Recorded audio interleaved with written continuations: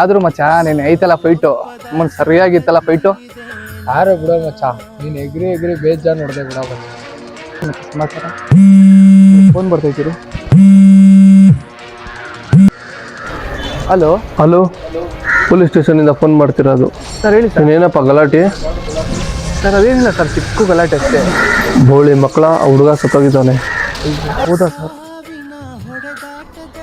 ಮಚ್ಚ, ನನಗೂ ಈ ಜಗಳಕ್ಕೂ ಸಂಬಂಧ ಇಲ್ಲ. ನಾನು ಒಂದೇಟು ಅವ್ನು ಹೊಡೆದಿಲ್ಲ. ಏನೋ ಮಚ್ಚ, ಹಲೋ ನಿನ್ನೆ ಎಲ್ಲ ನಿಮ್ಮ ಜಗಳಕ್ಕೆ ತಾನೇ ಬಂದೇನೋ, ಇವಾಗ ನೋಡಿದ್ರೆ ಹಿಂಗಲ್ತೀರಾ ನೀವು ಪೊಲೀಸು.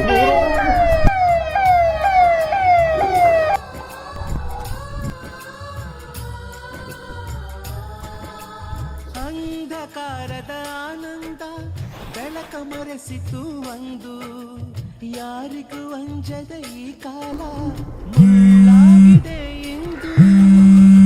ಹಲೋ ಹಲೋ ಅಣ್ಣ, ನೀನು ನಿನ್ನೆ ಜಗಳ ಮಾಡಿದ್ಯಲ್ಲ, ಪೊಲೀಸವ್ರು ಬಂದು ಅಪ್ಪನ ಹೇಳ್ಕೊಂಡು ಹೋಗ್ತಾರಣ.